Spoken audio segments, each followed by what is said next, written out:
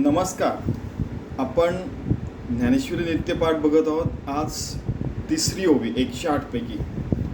आता अभिनव वाग्विलासिनी जे चातुर्यार्थ कला कामिनी ते श्री शारदा विश्वमोहिनी नमिली मिया. तुम्ही बघितलं असेल की कित्येक संस्कृत श्लोकांमध्ये वाग्देवता, वाणीची देवता, आपल्याला शुद्ध बोलायला, शुद्ध आचरण ठेवून जसं बोलतोय तसं वागतो असं ठेवणारी जी शक्ती असते ती शारदा देवी असते.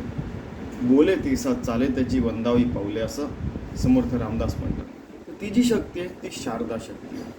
आता अभिनव वाग्विलासिनी की आपण इतके सारे शब्द बोलतो दिवसातनं. समजा असं म्हणतात की जवळपास 5व्या वर्षापर्यंत मुलांना 100 ते 200 शब्द यायला लागतात आणि नंतर मग 9व्या वर्षी वगैरे तर त्यांची शब्दसंख्या आणि शब्दमर्यादा 3 ते 4,000 शब्द ते बोलू शकतात. ठीक आहे. तर हे कशामुळे होतं? ते त्या शारदा देवीमुळे होतं. म्हणूनच म्हणजे हे काय झालं की वाग्विलासिनी म्हणजे वाणीचा विलास म्हणजे काय की एक प्रकार जसं देवाचं जशी ही लीला आहे, जसं आपलं त्या खेळ सुरू असतात देवाचे, तसं भगवंत पण आपल्या मुखातून सगळं जे बोलून घेतो ती जी शक्ती आहे तिला मी नमस्कार करतो. काय करते ती? जे चातुर्यार्थ कला कामिनी की पूर्ण चतुराईने सगळ्या कला, आपल्या जीवनातल्या सगळ्या कला व्यवस्थित करून घेते. जसं आपण परवा बघितलं की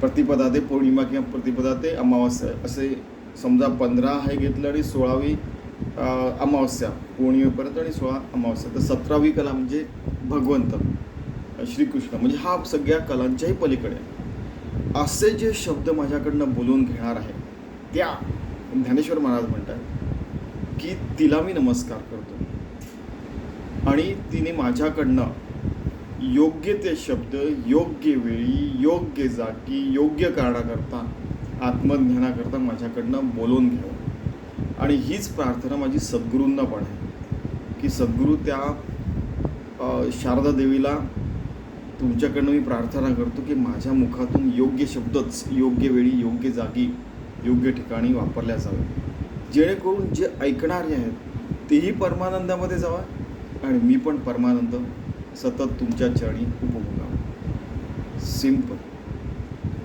खरंच ज्ञानेश्वर महाराज ग्रेट आहेत. ठीक आहे.